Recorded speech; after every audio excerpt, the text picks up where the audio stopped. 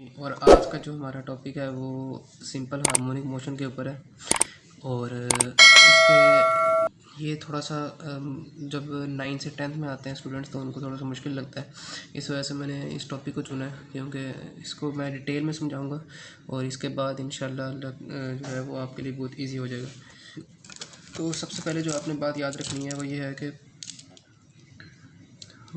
वो ये है कि सिंपल हार्मोनिक मोशन होता क्या है। असल में सिंपल हार्मोनिक मोशन क्या है? स्पेशल काइंड ऑफ वाइब्रेटरी और ऑसिलेटरी मोशन है। अब सवाल ये है कि ये वाइब्रेटरी मोशन क्या होता है? किसी भी पोजीशन से टू एंड फ्रो मूव करना, यानी कि आगे पीछे मूव करना किसी चीज़ का, उसे वाइब्रेटरी मोशन कहते हैं। ठीक है, तो इसकी ये एक स्पेशल काइंड है जिसमें कुछ फीचर्स अप्लाई होते हैं, कुछ इसके इंपॉर्टेंट फीचर्स हैं जिसकी वजह से इसे हम special kind of vibratory motion कहते हैं। उसका नाम सिंपल हार्मोनिक मोशन रखा गया। अब इसके अंदर ये जो मैंने डायग्राम यहाँ पे बनाई है ये आप लोगों ने अपने जहन में रखनी है। ये मैं इसी के ज़रिए सारा जो है वो सवाल एक्सप्लेन करूँगा। अब जो आपने बात सबसे पहले सिंपल हार्मोनिक मोशन पढ़ने से पहले अपने जहन में रखनी है वो ये है कि जो नेट फोर्स होगी वो डायरेक्टली प्रोपोर्शनल होगी डिस्प्लेसमेंट के, और जो ये जो फोर्स होगी ये हमेशा मीन पोजीशन की तरफ रहेगी। अब ये मीन पोजीशन क्या है? डिस्प्लेसमेंट का आप लोगों को पहले पता है। मीन पोजीशन, ये मीन पोजीशन क्या है, डिस्प्लेसमेंट क्या है, ठीक है, ये सारी चीज़ें इस वीडियो में कवर होंगी। सिर्फ आपने जो दो बातें पहले ज़हन में रखनी है वो ये है कि ये फोर्स जो होगी, नेट फोर्स, वो डिस्प्लेसमेंट के डायरेक्टली प्रोपोर्शनल होगी, और जो ये फोर्स होगी ये मेन पोजीशन के हमेशा मेन पोजीशन की जो है वो की तरफ लगेगी। ठीक है, अब इसका मतलब क्या है? ये दोनों चीज़ें मैं अपनी वीडियो में वेरीफाई करूँगा और आपको रिकॉल करवाऊँगा कि हाँ ये मैंने पहले पढ़ा था तो ये इस तरह से है। अब ये तो आपने सबसे पहले ये दो बातें ज़हन में रखनी। उसके बाद अब आते हैं एक्सप्लेनेशन की तरफ। आपको समझा होता क्या है। फ़र्ज़ करें कि हमारे पास ये एक मैस है जिसको हमने स्प्रिंग के साथ बांधा हुआ है, और ये जो सरफेस है ये वाली जो सरफेस है, ये वाली सरफेस ये फ्रिक्शन लेस है। ठीक है, फॉर डिफरेंशिएशन मैं इसको कर रहा हूँ। ये जो सरफेस है जिसको मैं अंडरलाइन कर रहा हूँ ये फ्रिक्शन लेस सरफेस है, यानी कि इस पर फ्रिक्शन नहीं है।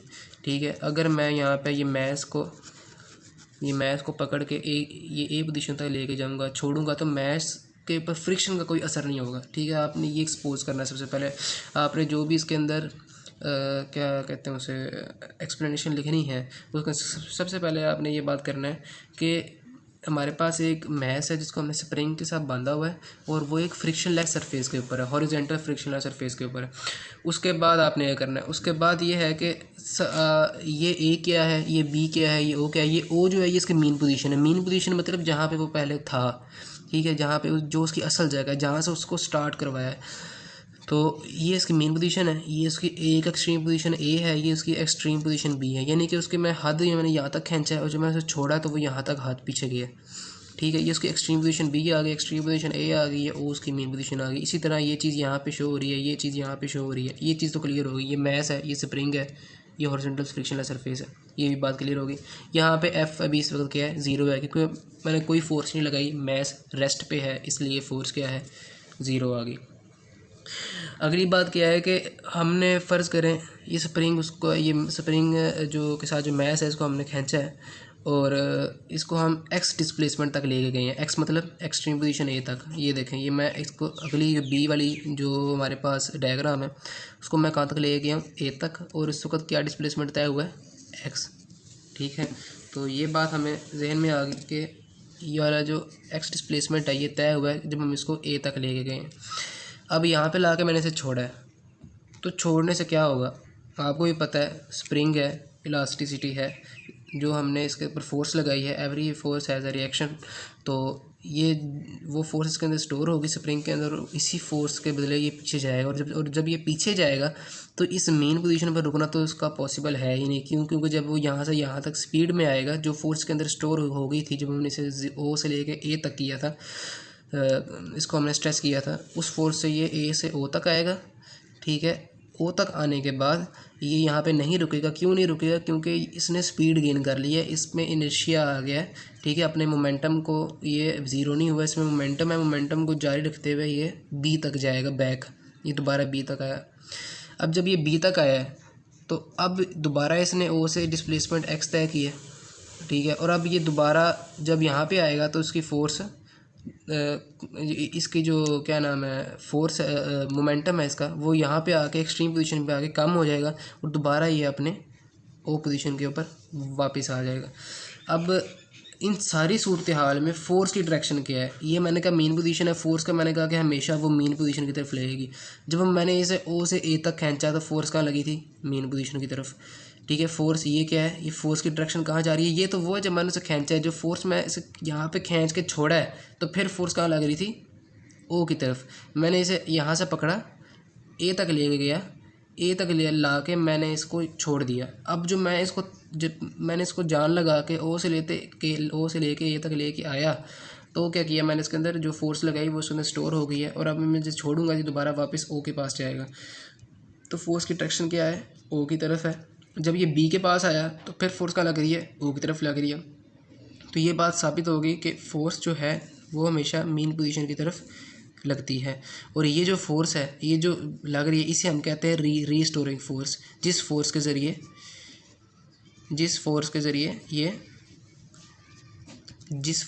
ये अपनी एक्सट्रीम पोजीशन से दोबारा मेन पोजीशन की तरफ गया है, उसे हम कहते हैं रीस्टोरिंग फोर्स। ठीक है। और ये रीस्टोरिंग क्यों कहते हैं? क्योंकि ये फोर्स स्प्रिंग के अंदर स्टोर हो जाती है। ठीक है। और ये स्प्रिंग खुद लगाता है। क्यों? क्योंकि हमने पहले उस पर फोर्स लगा चुके हैं। क्योंकि हर फोर्स का रिएक्शन होता है, वो जो फोर्स हम लगाएंगे वो एज अ वर्क इसके अंदर स्टोर हो जाएगी और ये उसको फिर एग्जीक्यूट करेगा। अच्छा, ये बात तो कंप्लीट होगी, दोबारा ओ के ऊपर आके रुक जाएगा। अब मेन बात आती है डेरिवेशन की, कि डेरिवेशन कैसे करनी है। अब इसके लिए आपको हुक्स लॉ आपके जहन में होना चाहिए। हुक्स लॉ जो है वो आपके जहन में होना चाहिए। हुक्स लॉ क्या कहता है? हुक्स लॉ ये कहता है कि फ़र्ज़ करें कि आपके पास एक स्प्रिंग है, उसको आपने एक्स डिस्प्लेसमेंट तक खींचा है। ये जो फोर्स मैंने लगाई इसके ऊपर एफ़, और डिस्प्लेसमेंट क्या था? एक्स। ठीक है। ये जो मैंने ऊपर आपको दिखाया है, ये जो डिस्प्लेसमेंट मैंने F4 से एक्स तक तय किया है, ये वाला जो डिस्प्लेसमेंट है, ये मैंने यहाँ पे लिखा कि मेरे पास एक स्प्रिंग था, उसमें मैंने फोर्स लगाई, उसको मैंने एक्स डिस्प्लेसमेंट तक उसे डिस्प्लेस किया उसके मेन पोजीशन से। अच्छा, अगर हमने उसके ऊपर एफ फोर्स एक्ट की है मैस के ऊपर, तो हुक्स लॉ के अकॉर्डिंग क्या कहता है? हुक्स लॉ कहता है कि जो फोर्स हमने एक्ट किया वो आपका इज इक्वल टू है माइनस के एक्स के। अब अभी अपने परेशान नहीं होना कि ये कहाँ से आ गया, माइनस कहाँ से आ गया, ये मैं आपको सारा कुछ बताऊँगा। माइनस के एक्स ये हमारा हुक्स लॉ है। इसमें फोर्स क्या है? एफ़ जो हमने लगाई थी मैस के ऊपर, एक्स क्या है? डिस्प्लेसमेंट है। ठीक है। जो कि जिसके ये जो हमने तय किया था ओ से लेके ए तक।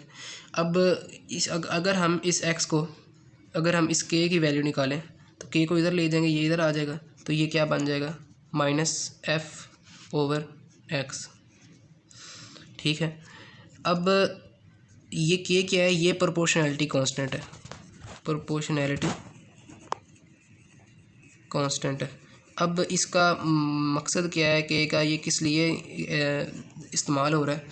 सबसे पहले ये आपने ये देखना है कि ये हमने हुक्स लॉ, असल में हुक्स लॉ यही था, ये जो मैं इधर लिख रहा हूँ यही था, लेकिन ये माइनस कैसे आया, ये क्या हिसाब है इसका, ये मैं आपको भी बताता हूँ। ये आपके पास हुक्स लॉ आ गया, के की वैल्यू निकाल ली, के की वैल्यू ये आ गई। अब के क्या है इसमें? के मैंने बताया प्रोपोर्शनैलिटी कांस्टेंट है, लेकिन ये एग्जिबिट किसको कर रहा है? ये स्प्रिंग कांस्टेंट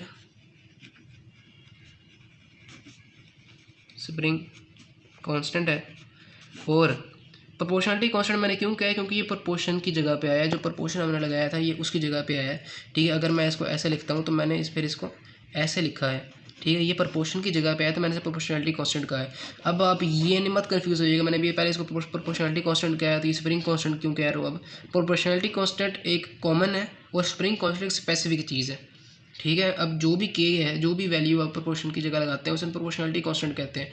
लेकिन स्प्रिंग कांस्टेंट क्या होता है कि वो स्पेसिफिक चीज़ है, यानी कि प्रोपोर्शनलिटी कांस्टेंट है, लेकिन ये इस इक्वेशन में क्या जाहिर कर रहा है? ये स्प्रिंग कांस्टेंट जाहिर कर रहा है। क्या क्यों जाहिर कर रहा है? ये स्प्रिंग कांस्टेंट क्या है? ये स्टिफनेस जाहिर करता है आपके स्प्रिंग की। अगर के की वैल्यू ज़्यादा है, अगर के की वैल्यू अगर के की वैल्यू बहुत ज़्यादा है तो स्प्रिंग स्टिफ होगा, स्प्रिंग सख्त होगा। अब खुद देखें के और ये डिस्प्लेसमेंट क्या है? इन्वर्स रिलेशन के अंदर है। इन्वर्स रिलेशन में क्या मतलब है कि अगर के ज़्यादा होगा तो एक्स कम होगा। एक्स मतलब डिस्प्लेसमेंट कम होगा, यानी कि जिस स्प्रिंग की के वैल्यू, स्प्रिंग कांस्टेंट ज़्यादा होगा वो डिस्प्लेसमेंट कम तय करेगा।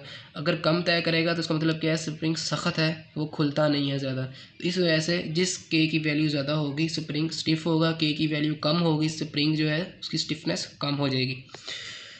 अच्छा, ये बात समझ में आ गई। अब हमने इसके ज़रिए, इस इक्वेशन के ज़रिए आगे इसको इक्वेशन को हल करते हैं। तो हमने ये चीज़ लिख लिया है यहाँ पे कि ये इक्वेशन हमारे पास बनी थी, किससे बनी थी, f is equal to minus k x से हमारे पास ये बनी थी। मैंने के को यहाँ ले आया, ये हमारे पास क्वेश्चन बन गई। अब इसमें हमने सेकंड लॉ न्यूटन का क्या पढ़ा हुआ है कि f किसके बराबर होता है, f होता है हमारे पास ma के बराबर। तो यही चीज़ अगर मैं यहाँ पे पुट करूँ तो ये क्या बन जाएगा, k is equal to minus ma over x। अब एक्सेलरेशन को मैं यहाँ रखता हूँ, बाकी सारे को मैं यानी कि शफल कर रहे हैं, तो मैंने ए को यहाँ रखना है। तो क्या बनेगी हमारे पास equation, A is equal to, ठीक है, ये यहाँ जाकर मल्टीप्लाई हो जाएगा, ये नीचे आके डिवाइड हो जाएगा। तो क्या बन जाएगा, के ओवर एम डी एक्स आ जाएगा। एक्स यहाँ मल्टीप्लाई हो गया, के एम यहाँ पे आके डिवाइड हो गया। हमारे पास ये इक्वेशन बन गई। अब इस इक्वेशन का हमने किस तरह इसको हमने एग्जीक्यूट करना है। मैथ्स क्या है, कांस्टेंट रहता है, आपको पता है ये क्या है, कांस्टेंट है। अगर ये दोनों कांस्टेंट है तो इन दोनों की जगह मैं प्रोपोर्शन का साइन डाल सकता हूँ, बिल्कुल डाल सकता हूँ। तो करते हैं, ए डायरेक्टली प्रोपोर्शन हो जाएगा माइनस एक्स के। तो इससे क्या बात जाहिर हुई है, ये बहुत ही इंपॉर्टेंट रिलेशन है। अक्सर का शॉर्ट क्वेश्चन में आया था कि जो वो डेरिवेशन से एग्जीक्यूट करें कि एक्सेलरेशन डायरेक्टली प्रोपोर्शनल होता है डिस्प्लेसमेंट के। तो ये बात हमने सिंपल हार्मोनिक मोशन में एक और बात पढ़ ली कि एक तो फोर्स डायरेक्टली प्रोपोर्शनल होता है डिस्प्लेसमेंट के, एक्सेलरेशन डायरेक्टली प्रोपोर्शनल होता है डिस्प्लेसमेंट के। ठीक है, ये दो बातें आपने ज़हन में रख ली। और एफ़ जो है वो हमेशा मीन पोजीशन की तरफ लगती है, नेट फोर्स हमेशा मीन पोजीशन की तरफ लगती है, ये बात भी हमने पढ़ ली। ए इज इक्वल टू माइनस के ओवर एम एक्स, तो ये दोनों कांस्टेंट आ गए थे, मैंने ए को डायरेक्टली प्रोपोर्शनल माइनस एक्स का लिख दिया। ये इक्वेशन क्या एग्जिबिट करती है, ये इक्वेशन ये एग्जिबिट करती है कि एक्सेलरेशन जो है it is directly proportional to the displacement. ठीक है, और फ्रॉम द मीन पोजीशन, जो मीन पोजीशन थी उसकी, वहाँ से अगर हम एक्सेलरेशन को मापें तो एक्सेलरेशन उतना ही होगा जितना डिस्प्लेसमेंट कवर करेगा, ज़ाहिर सी बात है एक्सेलरेशन में उतना ही चेंज आएगा। तो ये इस बात को ज़ाहिर करती है। अब ये जो माइनस साइन का रोल है, ये क्या है, माइनस साइन क्या, नेगेटिव साइन क्या है, ये बड़ा जो है ना तंग करता है बीच में। अच्छा, नेगेटिव साइन ये ज़ाहिर करता है कि फोर्स जो है वो स्प्रिंग से एक्ट की जा रही है, फोर्स जो लग रही है वो स्प्रिंग से लग रही है और वो ऑपोजिट है डिस्प्लेसमेंट के। ये नेगेटिव साइन जाहिर करता है। इसको मैं वेरीफाई भी करूँगा, आपने मेरी बात ध्यान से सुनिए जो मैं कह रहा हूँ। फोर्स नेगेटिव है, फोर्स क्या है, नेगेटिव है। ये नेगेटिव साइन किस चीज़ को ज़ाहिर कर रहा है, नेगेटिव साइन इस चीज़ को ज़ाहिर कर रहा है कि फोर्स स्प्रिंग से लगाई जा रही है लेकिन वो उसकी डायरेक्शन डिस्प्लेसमेंट से क्या है, ऑपोजिट है। ठीक है, ये बात आपने ज़हन में रखनी है। अभी मैं इसको वेरीफाई भी करता हूँ। तो वो जो फोर्स लग रही है स्प्रिंग से, उसे हम कहते हैं रीस्टोरिंग फोर्स। वो स्प्रिंग खुद लगा रहा है, वो स्प्रिंग के अंदर स्टोर हुई थी फोर्स। वो जो फोर्स लग रही है वो डिस्प्लेसमेंट से ऑपोजिट लग रही है, मीन पोजीशन की तरफ लग रही है, इस वजह से उसे यहाँ पे साइन नेगेटिव आ रहा है। अब इसको मैं वेरीफाई करता हूँ। ये देखें, ये मैंने यहाँ पे बताया था कि ये इसने डिस्प्लेसमेंट एक्स तय की है। ठीक है, और ये क्या है, रीस्टोरिंग फोर्स है। अब ये फोर्स ऑपोजिट साइड पे लग रही है, ये उसने डिस्प्लेसमेंट तय की है। ठीक है, फिर मैं आपको साफ यहाँ पे करके दिखाता हूँ। फ़र्ज़ करें कि ये हमारे पास मैस एम है, ये हमारे पास फ्रिक्शनलेस सरफेस है, ये स्प्रिंग आ गया, ये हमने इसको स्प्रिंग से अटैच कर दिया। ये क्या थी, ओ पोजीशन थी, ये एक्सट्रीम पोजीशन क्या है, ए है। इसको मैंने फोर्स लगा के यहाँ तक खींचा। ठीक है, तो यानी कि यहाँ तक फोर्स लगा के खींचा तो डिस्प्लेसमेंट, अगर मैंने फोर्स इस साइड पे लगाई, डिस्प्लेसमेंट के साइड पे होगा, जाहिर सी बात है जिस साइड पे फोर्स लगे उस साइड पे होगा। यहाँ पे डिस्प्लेसमेंट आपका जा रहा है। मैं एक और बनाता हूँ, उसमें मैंने ना इसको स्ट्रेच कर दिया था ए पोजीशन तक, यहाँ पे आ गया, मैस एम आ गया, एक्सट्रीम पोजीशन ए आ गई। ठीक है, डिस्प्लेसमेंट आ रहा था, ये एक्सप्रेशन ओ है, मैस इधर आ गया तो डिस्प्लेसमेंट कितना कवर हुआ, इतना। मैस यहाँ से मैंने फोर्स लगाई, यहाँ तक लेके आया, डिस्प्लेसमेंट एक्स कवर हो गया। अब क्या होगा, क्या आपको क्या लगता है, जब मैं इसको छोड़ूंगा तो ये आगे जाएगा, कॉमन सेंस है, बिल्कुल नहीं जाएगा। कहाँ जाएगा, बैकवर्ड मूव करेगा। तो ये फोर्स क्या हो जाएगी, नेगेटिव, और ये बैक लग जाएगी। ठीक है, और पीछे की तरफ लगेगी, और ये क्या है, इसकी मीन पोजीशन है जहाँ से इसको हमने हिलाया था। तो क्या हुआ कि पता चला कि फ़ोर्स जो लगेगी वो, अब मैं इसको जब छोड़ूंगा तो फोर्स हम तो नहीं लगा रहे, कौन सी फोर्स लग रही है, जो स्प्रिंग के अंदर स्टोर है, तो इसी क्या कहते हैं, रीस्टोरिंग फोर्स कहते हैं। और ये कहाँ लग रही है, ऑपोजिट साइड पे लग रही है, मेन पोजीशन की तरफ लग रही है। और क्या है, ये डिस्प्लेसमेंट से ऑपोजिट है। ठीक है, पहले डिस्प्लेसमेंट किस जगह पे था, इस जगह पे, फोर्स किस जगह पे लग रही है, इस जगह पे, तो क्या हुआ, ऑपोजिट है, तो इस वजह से वहाँ पे साइन नेगेटिव आता है। बाकी जो उसने एक्सप्लेनेशन इसमें दी हुई है वो क्या है कि वो यही है जो मैंने आपको बता चुका हूँ कि जब हम इसको मैं इसको खींचेंगे तो ए तक लेके जाएंगे, दोबारा ओ पे आएगा, वो ओ पे रुकेगा नहीं, वो दोबारा बी वाली मीन जो उसकी एक्सट्रीम पोजीशन बी है इस पे जाएगा। और क्यों जाएगा, क्योंकि मोमेंटम की वजह से, इनर्शिया की वजह से जब ये जाएगा वापस, तो वापस जाके यहाँ पे इसका एक्सेलरेशन दोबारा ज़ीरो हो जाएगा, ये दोबारा इस तरफ अपनी मेन पोजीशन की तरफ भागेगा और फिर यहाँ पे आके स्टॉप कर जाएगा। ये इसने सारी एक्सप्लेनेशन आगे उसने लंबी चौड़ी दी हुई है इसके अंदर, इसके अलावा और कोई बात नहीं याद करने वाली। अब जो फाइनली जो हमारे पास एक चीज़ रह गई है, अब अगर ये प्रोसेस अगर रिपीट हो तो कैसे होगा, यानी कि अब आप खुद फ़र्ज़ करें मैंने स्प्रिंग रखा हुआ है, मैं उसे ऐसे खींचता हूँ, छोड़ता हूँ, दोबारा जाएगा, आएगा, जाएगा और फिर आएगा, जब तक उसके रीस्टोरिंग फोर्स ज़ीरो नहीं हो जाती वो मूव करता रहेगा। ठीक हो गया। अब उसने कहा जी ये इसका टाइम पीरियड का फार्मूला क्या होगा। आप 10th स्टैंडर्ड के अंदर अभी इसकी डेरिवेशन नहीं है, तो ये आपके पास 11th या 12th में जाके, 12th क्लास में नहीं 11th में, सॉरी फर्स्ट ईयर के अंदर इसकी डेरिवेशन है। तो 10th में सिर्फ अपने फार्मूला याद रखना है कि जो सिंपल हार्मोनिक मोशन हमने परफॉर्म किया है मैथ्स का, जो कि स्प्रिंग से अटैच है, ठीक है, तो इसमें इसका जो टाइम पीरियड है उसका क्या फार्मूला होगा। टाइम पीरियड इसका बराबर होगा 2π√m/k के। ठीक है, ये इसका क्या है, ये क्या है, इसका टाइम पीरियड है। t=2π√m/k, ये इसका टाइम पीरियड का फार्मूला है सिंपल हार्मोनिक मोशन का। तो हमने क्या सीखा एसएचएम में, एसएचएम में हमने ये सीखा कि वो इसकी अगर आप डेफिनेशन है तो क्या लिखेंगे, simple harmonic motion occurs when the net force is directly proportional to the displacement from the mean position and it is always directed toward the mean position. Force जो है वो ऑलवेज डायरेक्ट होती है main position की तरफ, वो अभी आपने देख भी लिया, इस डायग्राम से मैंने आपको बता भी दिया, फोर्स हमेशा इस तरफ लग रही है। जब ये यहाँ से बी की तरफ जाएगा तो बी से दोबारा फोर्स बी पोजीशन पे जब जाएगा तो फोर्स दोबारा ओ पे लगेगी, तो ये फोर्स दोबारा मेन पोजीशन की तरफ करके, यानी कि इन ओवरऑल केस सारी डायग्राम बना के भी क्या पता चल रहा है कि फोर्स जो है वो मेन पोजीशन की तरफ एक्ट कर रही है। यहाँ से फिर जब बी की तरफ जाएगा फिर दोबारा फोर्स मेन पोजीशन की तरफ एक्ट करेगी, और जो एक्सेलरेशन है हमारा वो डायरेक्टली प्रोपोर्शनल है डिस्प्लेसमेंट के। ठीक है, जितना हम डिस्प्लेसमेंट कवर करेंगे उतना ज़्यादा एक्सेलरेशन होगा, और नेगेटिव साइन शो करता है वही फोर्स वाली बात को जो मैंने बात की है। तो रिस्टोरिंग फोर्स क्या है, restoring force is always pushes और pulls the object in oscillatory motion towards the mean position. ठीक है, रिस्टोरिंग फोर्स क्या है, वो फोर्स है जो ऑब्जेक्ट को ऑसिलेट करवाती है मेन पोजीशन पे। ठीक है, और ये हमेशा अपनी मेन पोजीशन की तरफ रीस्टोरिंग फोर्स एक्ट करती है, जो मैंने अभी यहाँ पे बता चुका हूँ। तो अगर आपको ये वीडियो अच्छी लगी है तो चैनल को लाइक्स और सब्सक्राइब ज़रूर कीजिएगा। वीडियो थोड़ा लंबा है क्योंकि एक एक चीज़ डिटेल में बतानी थी, तो अगर ये लेंथ आपको बहुत ज़्यादा लगती है तो आप कमेंट सेक्शन में ज़रूर बताइएगा, वीडियो को आगे से शॉर्ट करने की कोशिश करेंगे, नहीं तो पार्ट में तकसीम कर देंगे। तो आप अगर और हमारे चैनल पे ऑर्गेनिक केमिस्ट्री सेकंड ईयर की उसकी पूरी प्लेलिस्ट आ रही है, तो उसके अगर ईजीएस्ट वे जो है उसका वो आप उससे हम लोगों ने रिएक्शन समझाए हैं, और एफएससी पार्ट 2 की जो ऑर्गेनिक केमिस्ट्री है बच्चों को मुश्किल लगती है, तो अगर वो आप वीडियो देख लेंगे तो उसका आपके लिए ऑर्गेनिक केमिस्ट्री बहुत आसान हो जाएगी। All the conceptual things are in that playlist. तो चैनल को सब्सक्राइब और लाइक ज़रूर कीजिएगा। अल्लाह हाफिज़।